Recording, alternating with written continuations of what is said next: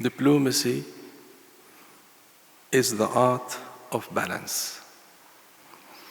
And we try to practice this here in Oman throughout our history.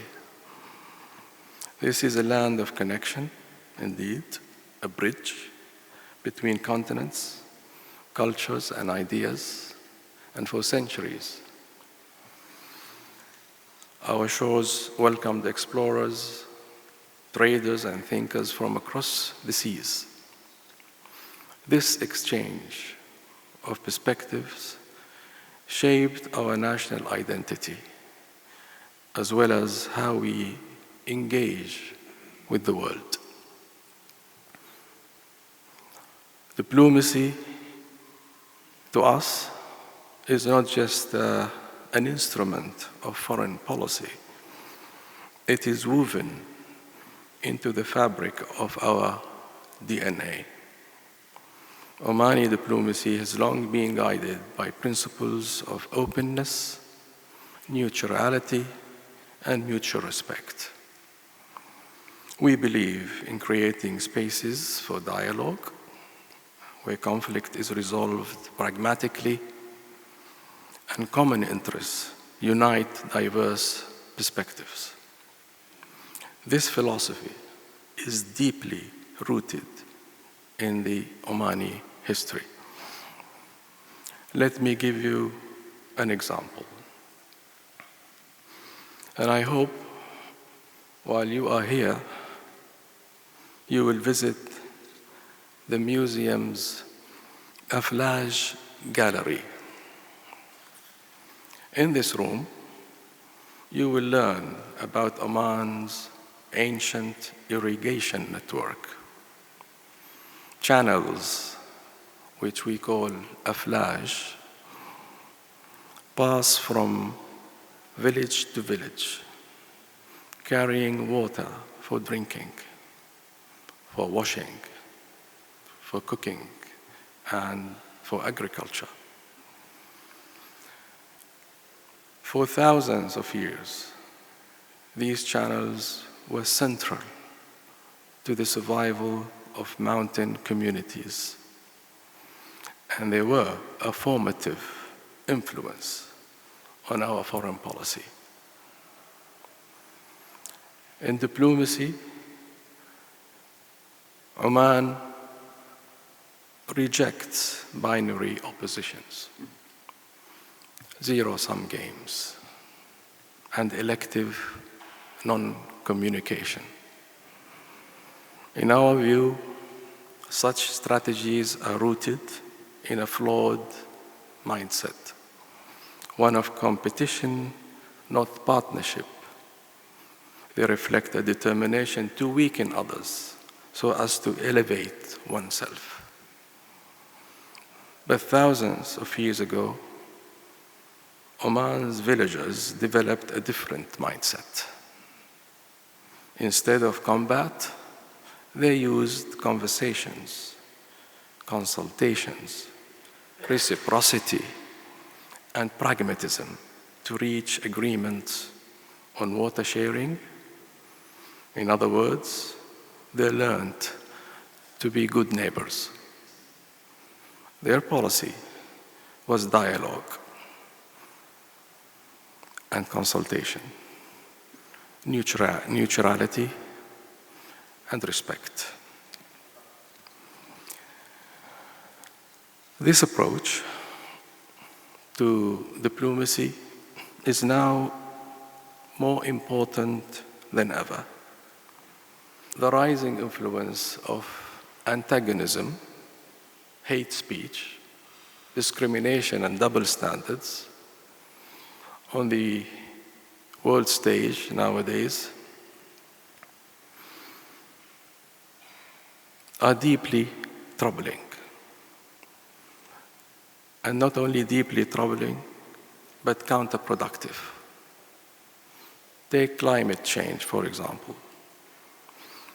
When states fear that others will gain an economic advantage, they become unwilling to make ambitious commitments. And this lowest common denominator approach comes at the expense of bold, effective solutions. Because of nationalist rivalries, we settle for the least challenging consensus. And this jeopardizes our collective future. Policies based on antagonism also impede conflict resolution. Far too many make it a point of principle not to talk to their enemies. They see dialogue as a reward to withhold from parties with whom they disagree, whose perspectives and behavior they do not understand. Their refusal to engage constructively exacerbates hostility, deepens distrust, and prevents resolutions. They reject the one path which may lead to peace and understanding. We have seen this in relation to Palestine. Governments across the globe have their own visions for peace. In most cases, this vision involves the concept of having a two-state solution. Yet many still do not recognize the state of Palestine.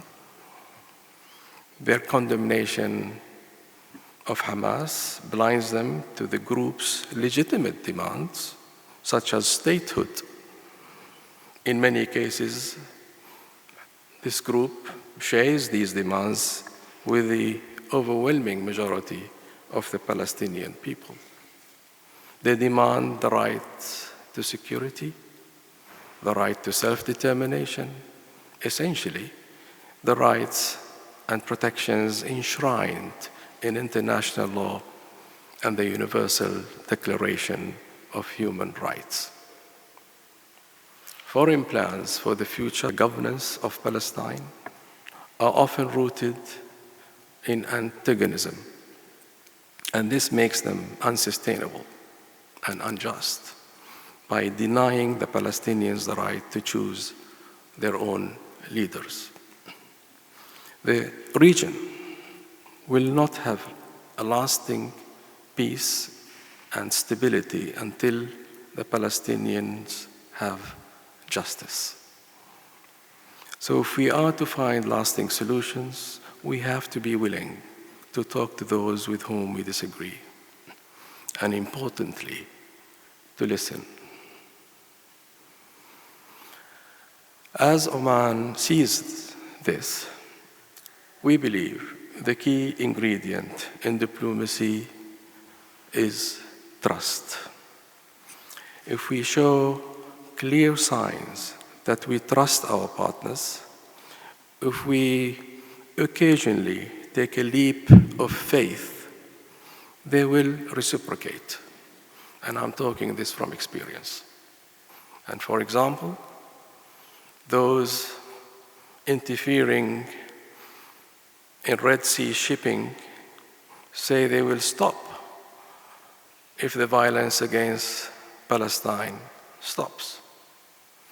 A balanced assessment would surely find that trust in their word, not deadly escalation, has the best chance of securing our navigation, our seas, and building peace. I hope this explains Oman's emphasis on dialogue, tolerance, and strategic engagement. And I sincerely, really believe that there is far more that is uniting our world than dividing it. And I encourage you to prioritize common goals and trust pragmatically, but boldly. Trust begins with hospitality. In Oman, hospitality is more than an act of kindness. It is a way of life. To welcome someone into our homes, our communities, and our nation is to recognize our potential to enrich each other's lives. In this sense, hospitality is diplomacy in action. It is the first step towards fostering meaningful relationships.